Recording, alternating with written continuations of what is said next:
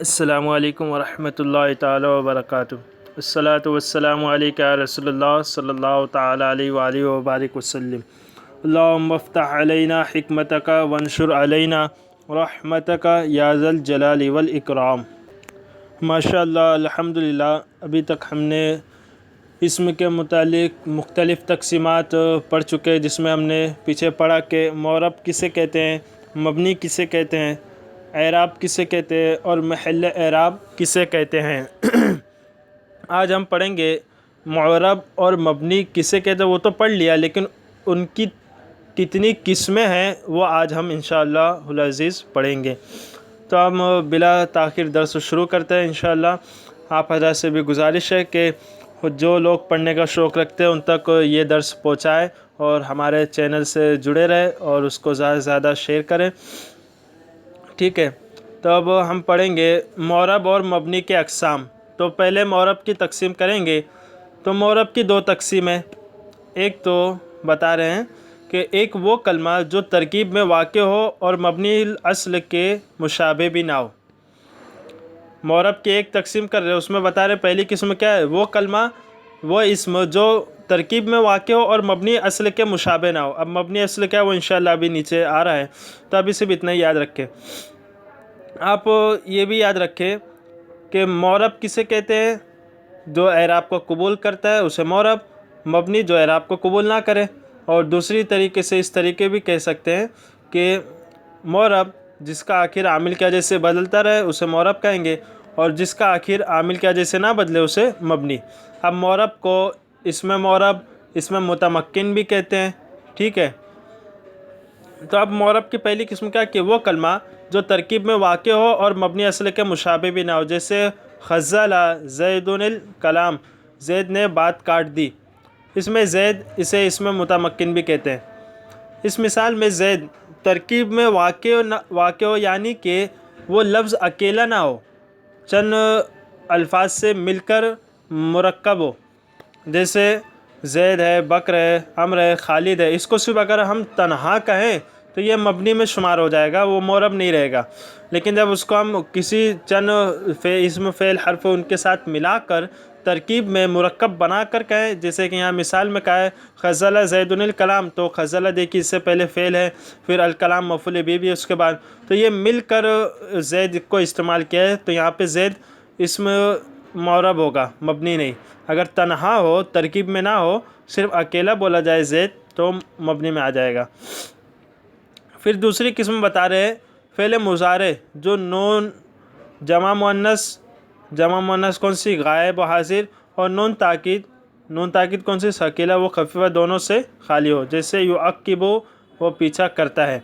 اب بتا رہے فعل مضارع، اس میں سے فعل مضارع کا آپ نے پڑھا، جیسے اس کی پوری گردان بھی، تو اس میں جو سب صیغے ہیں وہ معرب نہیں ہوتے، اس میں سے کچھ صیغے ہیں وہ مبنی ہوتے ہیں۔ وہ کون کون سے، وہ بتا رہے ہیں کہ فعل مضارع میں جو نون جمع مؤنث ہے، یعنی یہ جیسے یفعلوا سے لے تو جمع مؤنث غائب کا صیغہ لائیں گے تو یفعلنا، ٹھیک ہے، یفعلنا، اور اگر جمع مؤنث حاضر کا لیا ہے تو تفعلنا۔ یہ جو دو صیغے ہیں یہ معرب نہیں ہے، یہ مبنی ہوتے ہیں، ٹھیک ہے۔ تو فعل مضارع جو نون جمع مؤنث غائب حاضر اور نون تاکید ثقیلہ خفیفہ سے خالی ہو، یعنی یہ دو صیغے اور اس کے بعد نون تاکید اور نون ثقیلہ بھی نہ ہو والے، ان چاروں کو چھوڑ کے باقی جتنے فعل مضارع ہیں، صیغے ہیں اس کے، سب وہ معرب ہوتے ہیں، یعنی ان کا اعراب بدلتے رہتا ہے۔ جیسے کہ لم کے آنے سے جزم ہو جاتا ہے، ٹھیک ہے، لن کے جیسے فتح دے دیتے ہیں اس پہ۔ تو اب معرب کے ہم نے جان لیے کہ معرب کی دو قسمیں، ایک وہ کلمہ جو ترکیب میں واقع نہ ہو، اور وہ کلمہ ایسا ہو جو مبنی اصل کے مشابہ نہ ہو، ٹھیک ہے، جیسے زید، بکر، عمر، خالد وغیرہ۔ پھر دوسری قسم معرب کی بیان کر دیے فعل مضارع، اس میں صرف آپ چار چیزوں کو نکال دیں۔ ایک تو جو 14 صیغے ہیں اس میں سے 2 صیغے نکال دیں گے جمع مؤنث غائب اور حاضر کے، وہ مبنی ہوتے ہیں، اس کے علاوہ باقی سب معرب ہوتے ہیں، اور نون ثقیلہ اور نون خفیفہ والے گردان، ٹھیک ہے۔ اب یہ معرب کی دو قسمیں ختم ہو گئی۔ اب مبنی کی اقسام بتا رہے ہیں۔ مبنی کی دو قسمیں ہیں، مبنی الاصل، مبنی مشابہ مبنی الاصل. ٹھیک ہے، مبنی اصل کیا ہے؟ اس کی تعریف کر رہے وہ کلمہ جو مبنی ہونے میں اصل ہو، کسی دوسرے کی مشابہت کی وجہ سے مبنی نہ ہو. یہ تین ہے، فعل ماضی جیسے خفض، ضرب، وصب وغیرہ. امر حاضر معروف جیسے انصر من ینصرو کا. دیکھیے انصر یہ فعل امر ہے، امر حاضر معروف. ٹھیک ہے، پھر تمام حروف معانے جیسے من، الی. مبنی اصل تین ہے بتا دیے، فعل ماضی، امر حاضر معروف اور تمام حروف. یہ تین چیز یاد رکھ لیجئے بس.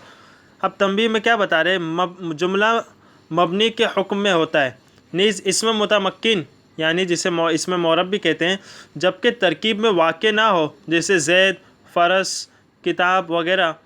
اور فعل مضارع بھی جبکہ نون جمع مؤنث غائب و حاضر اور نون تاکید ثقیلہ و خفیفہ کے ساتھ ہو تو مبنی کے حکم میں ہے. یہ تو میں نے آپ کو پہلے ہی بتا دیا تھا. ٹھیک ہے، اب مبنی اصل تو بتا دی تین ہے، فعل ماضی، امر حاضر معروف اور تمام حروف. اب مبنی مشابہ مبنی اصل کسے کہتے ہیں؟ وہ بتا رہے ہیں کہ وہ اسم جو مبنی الاصل کے مشابہ ہو جیسے متی، این وغیرہ، کہ یہ حرف استفہام کے مشابہ ہیں کیونکہ یہ معنی استفہام پر مشتمل ہے. اسے اسم غیر متمکن بھی کہتے ہیں. مشابہ مبنی اصل کسے کہتے ہیں؟ وہ جو مبنی اصل کے مشابہ ہو اسے مبنی اصل کہیں گے.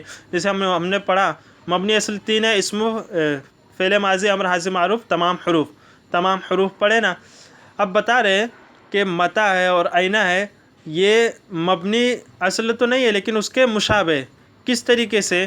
کیونکہ یہ استفہام کا معنی دیتے ہیں، یعنی اس میں بھی سوالیہ ہوتا ہے. متی مانے کب، این مانے کہاں، اور استفہام جو ہوتا ہے الف حمزہ استفہام، اس کا معنی اس میں پایا جاتا ہے. تو یہ حمزہ استفہام کے مشابہ ہے تو اس کو مشابہ مبنی اصل کر دیا. کیونکہ حمزہ استفہام ہے وہ مبنی اصل میں سے، حروف میں سے، تو اس کو بھی اس کے مشابہت ہے رکھتا ہے، اس وجہ سے اس کو اس کے مشابہ کر دیا اور ایک نام دے دیا مشابہ مبنی اصل. ٹھیک ہے، اب بتا رہے کہ مشابہ مبنی کی کتنی صورتیں ہو سکتی ہے، کس طریقے سے مشابہت پائی جا سکتی ہے، اس کو ایک ایک کر کے بیان کریں گے. پہلے بتا رہے کوئی اسم مبنی اصل کے معنی کو متضمن ہو جیسے این، متی وغیرہ ہما. تمام اسماء استفہام کے یہ حمزہ استفہام کے معنی کو متضمن ہوتے ہیں. اسی طرح من، اذا وغیرہ ہما تمام اسماء شرط کہ یہ حرف شرط ان کے معنی کو متضمن ہوتے ہیں. متضمن یعنی ملتے ہیں. این ہے، متی ہے، یہ اسماء استفہام ہے، اسم ہے، اور جو حمزہ استفہام ہے اس کا معنی ان میں بھی پایا جاتا ہے تو اس کے مشابہ ہو گئے. ٹھیک ہے، تو پہلی مشابہت کیا بتا رہے؟ کوئی اسم مبنی اصل کے معنی کو متضمن ہو یعنی ملتا ہو تو حمزہ استفہام اس کا معنی اسم استفہام این، متی اس میں بھی پایا جاتا ہے تو اس کو بھی اس کے مشابہ کر دیا. پھر ہے من ہے اور اذا، یہ اس میں شرط ہے. ٹھیک ہے، تو حرف شرط ہے ان، یہ اس کے مشابہ ہے، معنی ان کا ملتا جلتا ہے تو اس وجہ سے اس کو بھی اس کے مشابہ کر دیا. پھر دوسری قسم کوئی اسم احتیاج الی الغیر میں مبنی اصل کے مشابہ ہو جیسے تمام مبہمات، ضمائر، موصولات، اسماء اشارات کہ یہ اپنے معنی پر دلالت کرنے میں مرجع، صلہ اور مشار الیہ کے محتاج ہوتے ہیں، جس طرح حرف اپنے معنی پر دلالت کرنے میں ضم ضمیمہ کا محتاج ہوتا ہے. یعنی جو ابھی بتا رہے کہ اس میں ضمیر ہے، اس میں موصول ہے، اسماء اشارہ ہے، یہ سب بھی حرف کی طرح دوسرے کے محتاج ہوتے ہیں، اس وجہ سے یہ بھی مبنی اصل کے مشابہ ہے. پھر تیسری قسم کوئی اسم مبنی اصل کے موقع میں واقع ہو جیسے نزال وغیرہ کہ یہ انزل کے موقع میں واقع ہوتا ہے. نزال یہ تو فعل امر نہیں ہے لیکن جو فعل امر ہے انزل، امر حاضر معروف کا صیغہ، اس کے موقع پر نزالے استعمال کرتے ہیں. تو تیسری مشابہت کوئی اسم مبنی اصل کے موقع میں واقع ہو. انزل امر حاضر معروف مبنی اصل ہے اور اس کے موقع میں جگہ میں نزالے لاتے، اس وجہ سے یہ مبنی اصل کے مشابہ ہے. پھر چوتھی قسم کوئی اسم اس اسم کے مشاکل یعنی شکل و صورت میں برابر ہو جو مبنی اصل کے موقع میں واقع ہونے کی وجہ سے مبنی ہو، جیسے فجارے کہ یہ نزالے کے مشاکل ہے اور نزالے مبنی اصل انزل کے موقع میں واقع ہونے کی وجہ سے مبنی ہے. پانچویں جو مشابہت ہے، وہ چوتھی مشابہت، وہ بتا رہے ہیں کہ وہ اسم اس اسم کے مشاکل یعنی شکل و صورت میں ملتا ہو جو مبنی اصل تو نہیں ہے لیکن اس کے موقع میں واقع ہوتا ہے، اس کے بھی مشابہ اگر کوئی اسم ہو تو وہ بھی مشابہ مبنی اصل میں آ جائے گا. جیسے فجارے، یہ نزالے، اس کے مشابہ شکل و صورت میں دیکھیے دونوں کا وزن بھی شکل و صورت بھی ایک ہی جیسی ہے، بس حروف کا فرق ہے. ٹھیک ہے، حروف دونوں کے الگ الگ ہے لیکن جو شکل و صورت ہے ایک ہی، فجارے نزالے. تو یہ فجارے جو ہے، نزالے جو اس مبنی اصل کے موقع میں واقع ہوتا ہے اس سے مشابہت رکھتا ہے شکل و صورت میں، اس وجہ سے اس کو بھی مشابہ مبنی اصل قرار دیں گے. پھر پانچویں مشابہت، کوئی اسم اس اسم کے موقع میں واقع ہو جو مبنی اصل کے مشابہ ہونے کی وجہ سے مبنی ہو.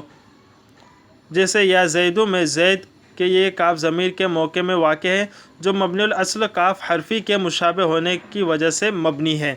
پھر چھٹی قسم، کوئی اسم مبنی کی طرف مضاف ہو، جیسے یوم اذن کہ اس میں یوم اذ کی طرف مضاف ہونے کی وجہ سے مبنی ہے.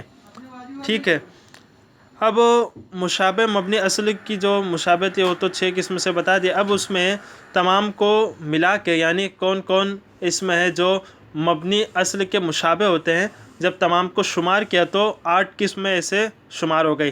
پھر ان کو ایک نام دے دیا 8 قسموں کا، مشابہ مبنی اصل کی 8 قسمیں. تو ان کو اب شمار کرائیں گے. دیکھیے پہلے نمبر پہ ضمائر، جیسے انا، انتا، ہوا وغیرہ. اب یہ آپ نے اوپر دیکھ لیا کس وجہ سے ضمائر مشابہت رکھتی ہے. پھر ہے دوسرا اسماء موصولہ جیسے الذی، الذین، اللتی وغیرہ. تیسرا اسماء اشارہ جیسے ھذا، ھؤلاء، ھذہ وغیرہ. چوتھا اسماء ظروف جیسے قبل، بعد، فوق وغیرہ. پانچواں اسماء افعال جیسے ہیہات، اف، نزال وغیرہ. چھٹا اسماء اصوات جیسے نخ، نخ، غاق، غاق، دق، دق، پتھر کے ٹکرانے کی آواز وغیرہ. ساتویں قسم اسماء کنایہ جیسے کیتا، زیتا، کذا وغیرہ. 8 مرکبات بنائیہ جیسے احد عشر، سیبویہ وغیرہ.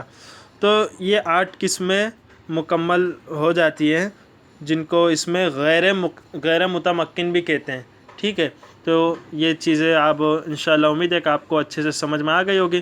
اب اس کی مشق آ رہی ہے جس میں بتا رہے کہ درج ذیل جملوں میں سے معرب و مبنی علیحدہ علیحدہ کرو. جیسے استخدم زید عمرا ہے، یہ ایک جملہ ہے، اس میں آپ کو بتانا استخدم یہ فعل ہے تو یہ کون سا ہے، مبنی ہے یا معرب ہے. پھر زید یہ مبنی ہے یا معرب ہے، عمرو مبنی ہے یا معرب ہے. ٹھیک ہے، ان کو علیحدہ علیحدہ کرنا ہے. اور سب سے اہم چیز ہے، یہ تو آسانی ہے، آپ ایک 2 خاکہ بنا دیں، ایک معرب کا ایک مبنی کا، اس میں نیچے لکھتے جائیں. ٹھیک ہے، جملے بہت سارے ہیں تو انشاءاللہ امید ہے بہت آسان ہے یہ کام. لیکن جو مین کام ہے وہ آپ کو خود سے یہ کرنا ہے کہ اس میں جو مبنی پہچان لیں گے آپ، معرب بھی پہچان لیں گے، لیکن جو مبنی ہوگا اس میں آپ کو یہ دیکھنا ہے کہ مبنی اصل ہے یا مشابہ مبنی ہے. اور پھر مشابہ مبنی ہے تو اس میں مشابہت کی جو 6 وجہ بیان کی اس میں سے کون سی وجہ پائی جاتی ہے، یہ سب سے اہم ہے. یہ اگر آپ نے حل کر لیا تو انشاءاللہ امید ہے کہ آپ کو پورا سبق سمجھ میں آ جائے گا. السلام علیکم ورحمۃ اللہ تعالی وبرکاتہ.